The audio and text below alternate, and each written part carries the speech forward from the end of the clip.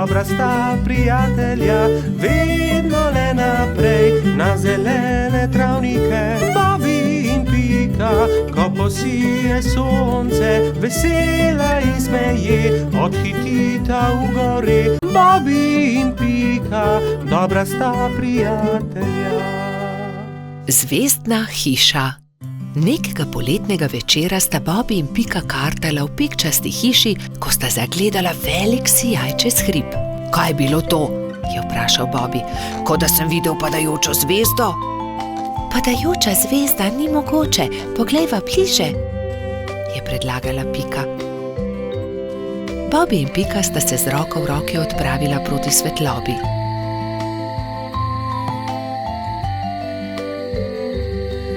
Poglej, Bobby, tam!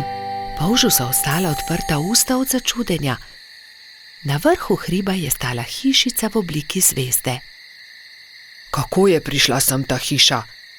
Do zdaj ni bila tukaj, je šepnil Bobby. Ostani tukaj, jaz pa grem hitro povedati drugim, je šepnila Pika in že odletela poklicat Baltazarja, Rozi in Gašperja.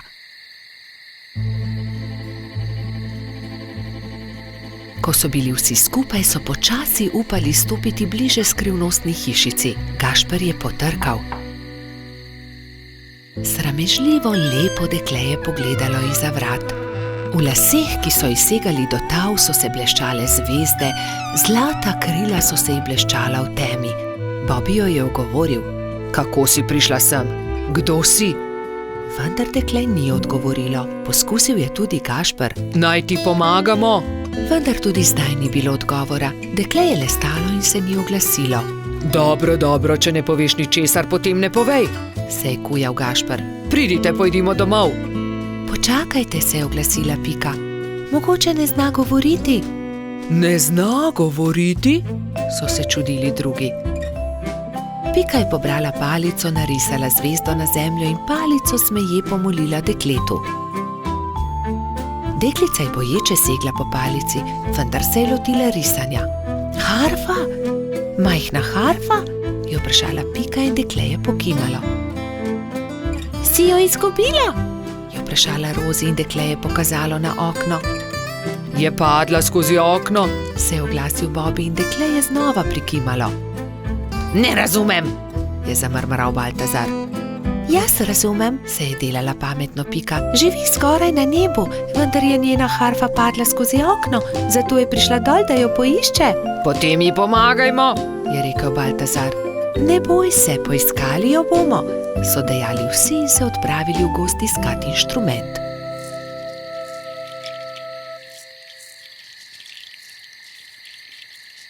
Nikjer je ni, je žalostno dejal Bobby. Pogledal sem vsak grm. Tudi jaz je ne najdem, čeprav smo pogledali vse povsod, se je jezil tudi Baltazar. Pogledala bom tudi skoraj na višini, je dejala Rozi, razprla krila in odletela gor. Tu je, našla sem jo, je po dolgem času zavpila metuljčica. Iz gnezda kanarčkov je dvignila majhno zlato harfo.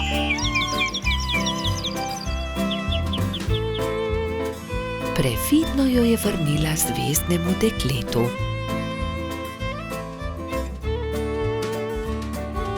Dekle je odšlo v hišo in zaklenilo vrata. Iz las je vzela drobno svetlečo zvezdo in jo dala Rozi.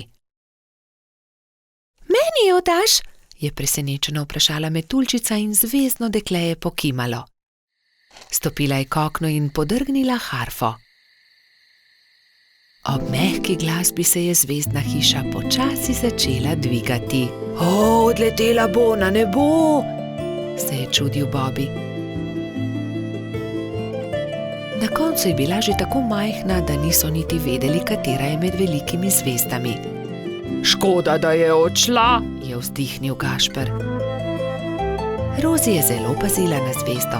Shranila jo je v okrasno škatlo in si jo vpela v lase le ob posebnih dneh. Takrat se je vedno spomnila zvezdne deklice, ki igra na harfo nekje na nebu v svoji zvezdni hišici. Bobby in Pika, dobra sta prijatelja. Čarovnice. Neki poletni dan so se Bobby, Pika in njuni prijatelji pogovarjali o čarovnicah. Ali mislite, da čarovnice res obstajajo? Je vprašal Trod Baltazar. In po noči letijo na metlah? No, res ne vem, je zamomljal Bobby. Nedolgo zatem sta se Bobby in Pika odpravila domov. Zakaj se zvečer ne vrneva? Mogoče bova videla čarovnice, je predlagala Pikapolonica.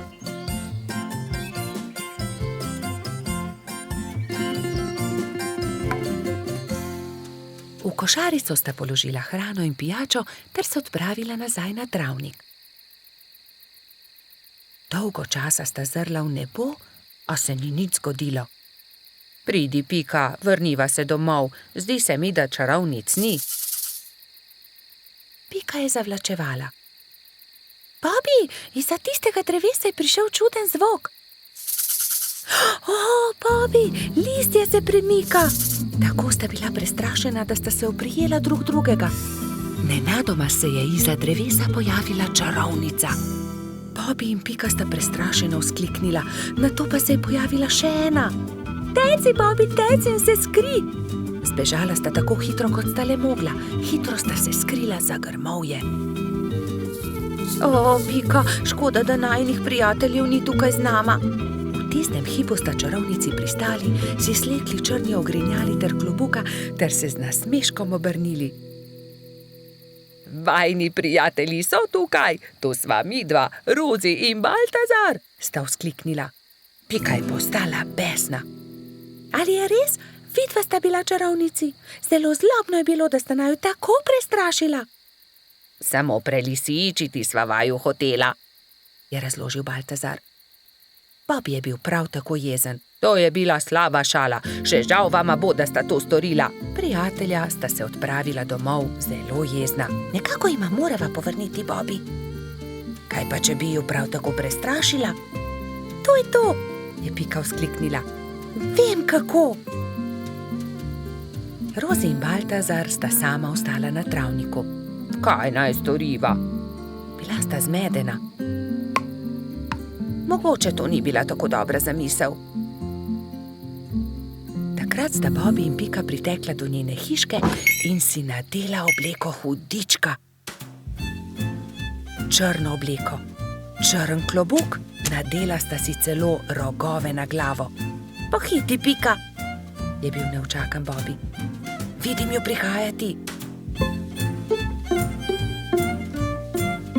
Hitro sta skočila za grmovje ter čakala, da se jima Rozi in Baltazar približata.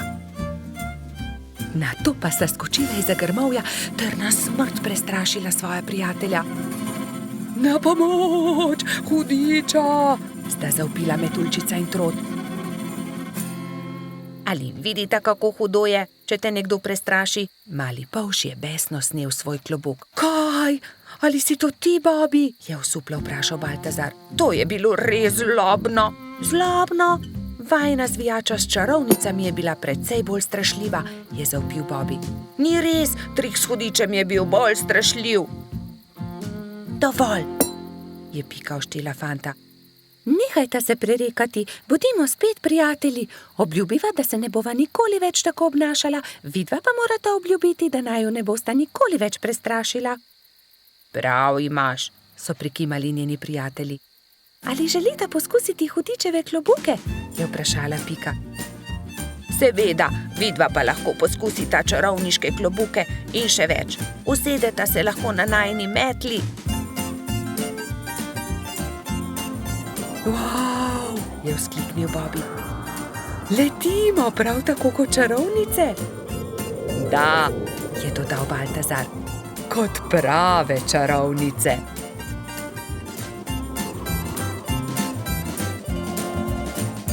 Bobby in Pika, dobra sta prijatelja. Gašper drsa. Nekega zimskega dne sta se Bibi in Pika sprehajala ob obali jezera. Voda jezera je že globoko poledenela. Pridi, Pika, zadrsajva malo na ledu, je predlagal mali polž. Pikapolonica se je veselo strinjala. Bibi in Pika sta previdno stopila na led. se prijela in drsala sem ter tja, zelo sta uživala. Kmalu sta se navadila drsati. Pika je skočila in daleč zdrsnila po ledu, Bibi pa je drsel za njo. Včasih sta padla in se veliko smejala, nato pa vstala in spet nadaljevala. Prišel je Gašper Hrošč-Rogač. Gašper, poskusi tudi ti, pridi z nama drsati, je vabil prijatelja Bibi. Gašper se je malo bal, vendar je iz radovednosti stopil na led. Je takoj zakričal, saj mu je zdrsnilo in je padel. Bibi in Pika sta takoj pritekla k prijatelju. Pridi, Gašper, ti bova midva pomagala. Bibi in Pika sta prijela Gašperja in previdno drsala po ledu. Zdaj pa te pustiva in poskusi sam, je vzkliknila Pika. Polžek in Pikapolonica sta spustila Gašperja.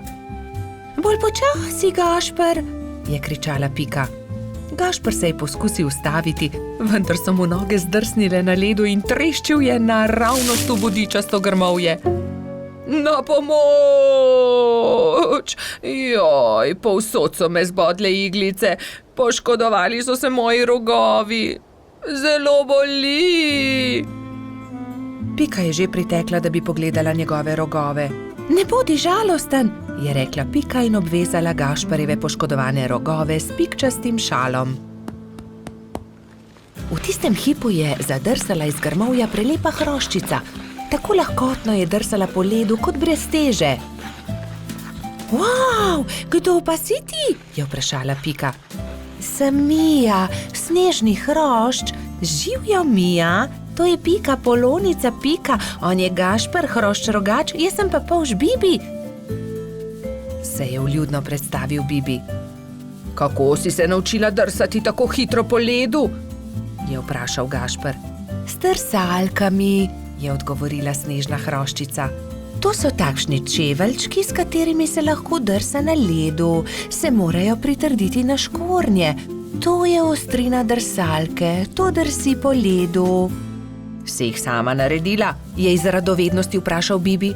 Ja, sama sem jih naredila, res ni težko. Če želite, jih lahko naredim tudi vam. Hurra, hurra! So naenkrat vzkliknili vsi trije. Bibi, Pika, Gašper in Mija so skupaj odšli do gozda. Mija je dobro pregledala veje, ki so ležale po tleh, in končno eno lepo in veliko izbrala. Nato so začeli delati. So žagali, brusili, dolgli, rezali, zvijali. Vsakdo se je lotil svojega dela. Končano je zadovoljno poročala Mija. Na mizi so čakali trije novi pari drsalk. Bibi in Piko je bilo malo strah nadeti drsalne plošče. Seveda pa je najbolj skrbelo Gašperja. Bibi in Pika sta se drže začela drsati po ledu, Mija pa je pomagala Gašperju. Glej, z drsalkami je veliko lažje drsati na ledu kot škornji, se je smejal Gašper. Mija je dolgo časa držala roko Gašperju. Kar naenkrat pa jo je spustila in Hrošč-Rogač je sam drsal naprej po ledu. Gašper se je kmalu naučil zavijati, zagnati in seveda tudi ustaviti. Uspelo je, znam drsati, je ob koncu dneva veselo vzklikal Gašper.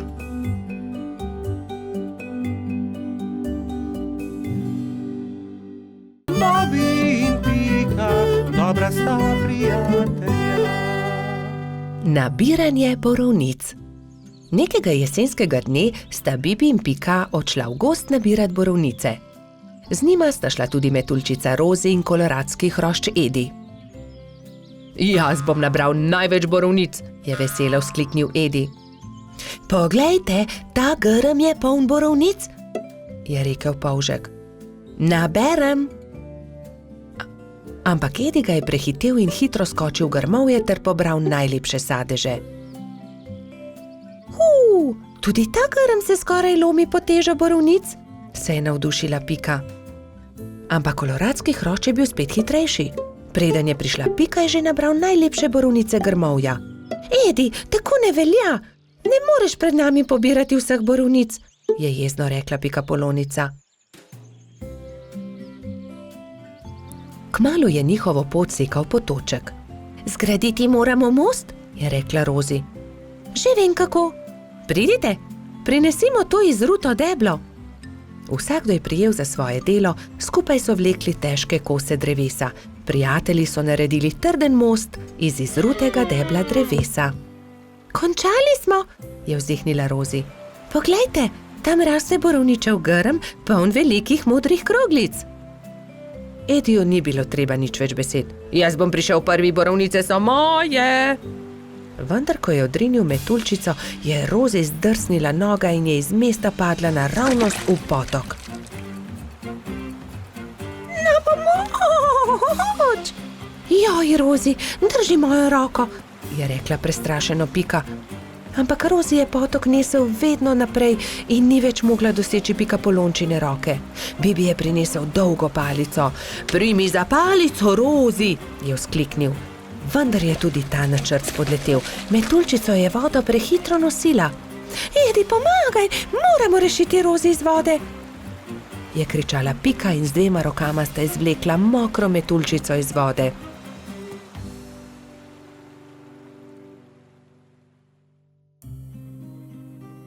Joj, zelo me zebe in tudi krilca sta se mi zmočila, je drhtela Rozi.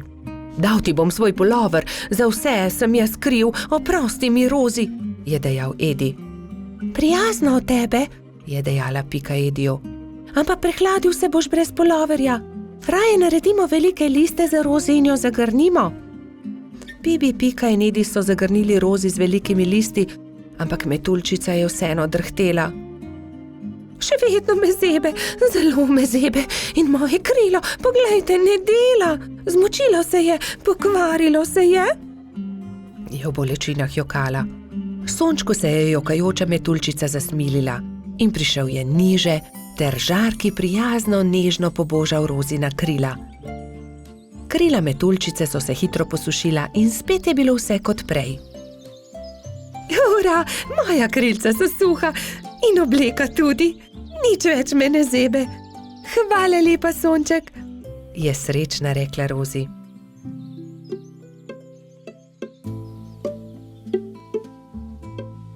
Oprosti, Rozi, je tedaj rekel Edi. Drugič ne bom nabiral borovnic pred vami in tudi te, ki sem jih nabral, vam bom dal. Hvala, Edi, ampak borovnice naj bodo kar skupne, se je smejala Rozi. Pohitimo v mojo hiško in specimo pecivo iz njih. Kmalu so prispeli do Pikine hiše in se lotili dela. Oprali so borovnice in potrgali liste. Pela je kuhalnica, doneli so lonci, kuhinjo je zajel prijeten vonj. Do popoldneva je bila okusna borovničeva sladica narejena. Na pojedino so poklicali še hrošča rogača Gašperja, trota Baltazarja in tudi majskega hrošča Mehurčka. Posedli so vsi okoli mize in so grizljali in kramljali. Bobi in Pika, dobra sta prijatelja. Cmoki. Nekega jesenskega dne je Pikapolonica Pika skuhala slivove cmoke in povabila prijatelje na kosilo. Prišli so Bobi, Baltazar, Gašper in Rozi. Skupaj so pogrnili mizo in se usedli. Pikapolonica je dala po 3 cmoke na vsak krožnik, Bobi, Pika in Rozi so bili kmalu siti. Slivovi cmoki, obožujem jih, 5 jih lahko pojem, je dejal trod Baltazar. Samo 5, jaz jih lahko 7, je dejal Gašper. 7, dobro, potem jaz 8. Jaz pa 10, je izjavil rogač. Dobro, tekmujva, je končal prepir Baltazar. Naj vidimo, kateri izmed najih lahko poje več. Piki zadeva ni bila všeč. Poskušala jo je pregovoriti, vendar sta bila fanta nepopustljiva. To se ne bo dobro končalo, ju je opozorila, vendar je Baltazar in Gašper nista poslušala. Doslej sva pojedla 3 cmoke, zdaj naj pride 4. je predlagal Gašper in dal novi cmok na vsak krožnik. Zatem sta vzela novega in pojedla tudi 5. Po 5. sta pojedla 6. Po 6. sta pojedla 7. Po 7. sta pojedla 8. in po njem 9. Zdaj pride 10, še zmoreš? je vprašal Baltazar. Seveda lahko pojem 2-krat toliko. Je rahlo zamahnil Gašper. Ko sta pojedla zelo veliko cmokov, je oba začel boleti želodec. In bolel je čedalje bolj in bolj. Tečem po doktorja Sovo, je dejala metulčica Rozi. Doktor Sova jo je pregledal in začel jezno govoriti. No, kdo je že videl kaj takega? Seveda vaju boli želodec. Oba sta pojedla po 15 cmokov. Pa še to, da se je tekmovanje končalo neodločeno. 3 dni bosta na dieti, ne smeta jesti nič drugega kot le kuhan krompir. Ampak ravno jutri bo prišel v naš gozd prodajalec rogljičev, se je oglasil razdvojeni Gašper. Zelo mi je žal, ampak se jim bosta odrekla. Čez 3 dni pridita k meni, da vama bom spet pogledal želodec, je strogo dejal doktor Sova in odšel domov. Naslednji dan je na velik travnik prispel prodajalec dišečih rogljičev. Prebivalci gozda so srečno jedli in izbirali med veliko dobrotami. Cimetovega, prosim, je dejala Pika. Jaz bi kokosovega, se je prerival Bobby. meni dajte sladkornega. Je zavpila Rozi. Imeli pa so tudi orehove, makove, celo kakavove. Baltazar in Gašper sta žalostno gledala veseli sejem, a sta ubogala doktorja Sovo. Ko so minili 3 dnevi, sta šla Trot in Rogač k zdravniku. No, poglejmo, je zamrmral doktor Sova in ju temeljito pregledal. V redu, ozdravela sta. Vidim, da sta me ubogala. Ja, seveda, je Gašper pokimal z nosom. Čeprav bi si močno želel jesti rogljiče. Gašper in Baltazar sta se poslovila od doktorja Sove in se odpravila domov, ko je doktor Sova zavpil za njima. Počakajte le minuto, tu je nekaj. Prihranil sem vama 2 rogljiča. Izvolita. No, doktor Sova, tudi ti si šel na travnik? Seveda, kupil sem kolač za svoje sinčke, ta 2 pa sem prihranil za vaju. Lepo sta upoštevala, kar sem vama rekel, zato ne bosta ostala brez dobrot. Hvala, sta srečno dejala Baltazar in Gašper ter objela doktorja Sovo. Bobby in Pika, dobra sta prijatelja. Kamni. Nekega poletnega popoldneva se je Pika odločila speči jagodno pito. Prosila je Rogača Gašperja in Trota Baltazarja, naj ji iz gozda prineseta sveže jagode. Fanta sta se odpravila. Baltazar je kmalu opazil kamen sredi poti in ga začel brcati pred seboj. Vendar je kamen postal všeč tudi Gašperju in ga je Baltazarju izmaknil. Ne velja, Gašper, to je moj kamen, jaz ga bom brcnil naprej. Ne, to je že moj kamen, poišči si drugega, tega bom brcal jaz. Jaz sem ga našel, moj je bil ogorčen Baltazar. Ogromno kamnov je, poišči si drugega, je končal prepir Gašper, vendar se Baltazar ni pustil. Fanta sta se prerivala tako dolgo, dokler se nista spotaknila in se skotalila po strmem hribu. Zvrnila sta se naravnost v potok, ki je žuboril ob vznožju hriba. Ob hrupu je iz svoje hiše na obrežju potoka pogledal škržat Alfons. Joj, kaj se je zgodilo? Je vprašal prestrašeno. Gašper je kriv, vzel mi je kamen. Kaj pa je to tvoj kamen? Od tistega je, ki je spretnejši. Dovolj je vsekal vmes Alfons. Najprej pridite v hišo, posušite se, nato mi lahko povesta, zakaj sta se tako močno sprla. še vedno jezna fanta sta stopila v škržatovo hišo. Mokra oblačila sta postavila na sonce in zavita v brisačo čakala, da se posušijo. Medtem je Alfons dal na mizo limonado in piškote. Sončni žarki so hitro posušili oblačila. Gašper in Baltazar sta jedla piškote in si segala v besedo med pripovedovanjem Alfonzu o tem, kako sta se skotalila po hribu. Jaz imam celo zbirko tega. Zbirko kamnov, pokaži nama, je zavpil Baltazar. Seveda, vstopita, je ponosno dejal Alfons in dal na mizo veliko škatlo.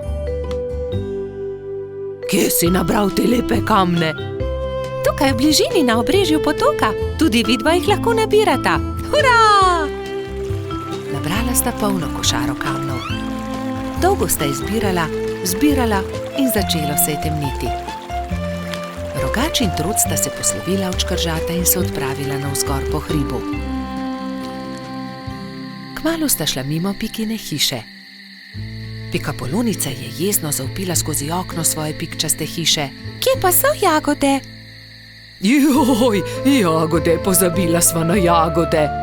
Poglej, Pika, kako lepe kamne sva nabrala z Alfonzom. Kaj naj naredim z njimi? Naj spečem pito iz kamnov? Prosila sem za jagode. Pozabila sva jih, je priznal Gašper in Pikapolonici povedal celotno zgodbo. Potem pa naj vsaj pogledam te lepe kamne, če že nista prinesla jagod.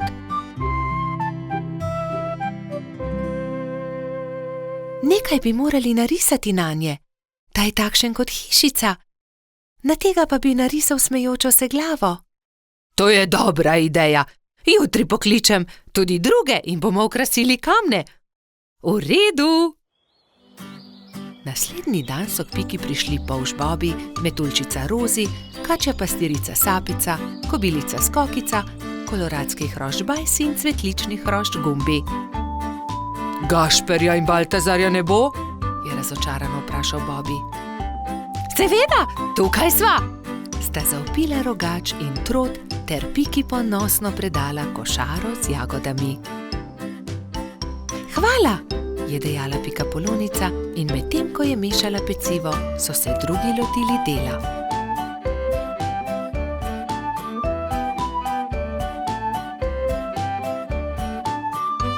Ko so končali, so povabili Alfonza, naj pogleda razstavo. O, čudovito! Jutri bom prinesel tudi svoje kamne in jih bomo poslikali, je veselo dejal Škrat. Medtem se je spekla jagodna pita, vsi so sedli k mizi in pojedli vse do zadnje drobtinice. Bobi in Pika, dobra sta prijatelja. Rozi smuča. Snežna hroščica Mila je nekega zimskega dne povabila prijatelje na smučanje. Imate vsi smuči? Je vprašala. Jaz jih nimam, je dejal polž Bobi. Jaz tudi ne, se mu je pridružila kobilica Skokica. Tudi jaz jih nimam, je dodala metuljčica Rozi. Potem se lotimo dela, ni težko. Naredili vam bomo smuči, je veselo dejala Mila. Skupaj so vrtali, rezljali in na gladko spolirali desko, pritrdili nanjo pas, pripravili so tudi palice. Opoldne so bile nove smuči narejene. Skupaj so se odpravili na hrib. Na vrhu hriba so si vsi pripeli smuči in nataknili čelade. Takrat je Mila vprašala. Vsi znate smučati? Kdor ne zna, ga z veseljem naučim. Vsi so prikimali, le Rozi se je tresla. Metuljčica ni znala smučati, vendar si tega ni upala povedati. Gotovo ni zelo težko, navadila se bom, si je mislila pri sebi. Le majhnemu zelenemu črvu je prišepnila resnico.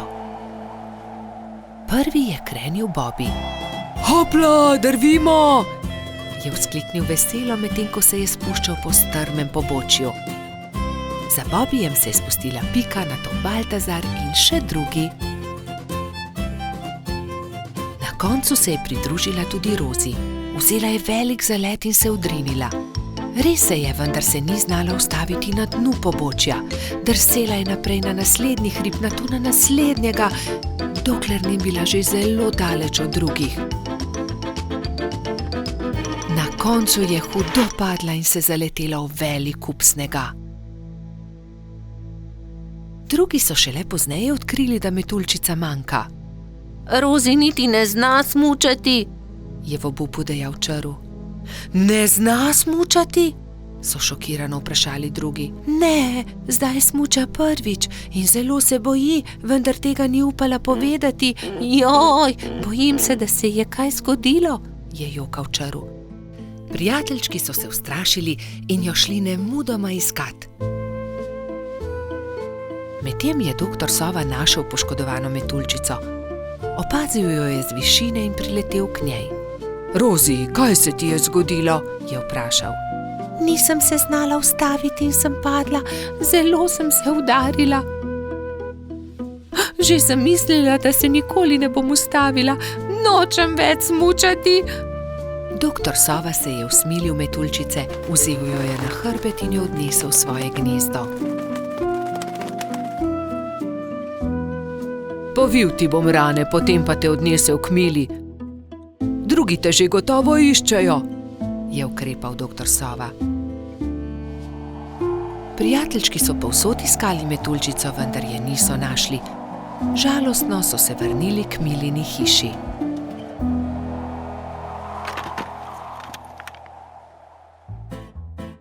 Rozi jih je že čakala tam.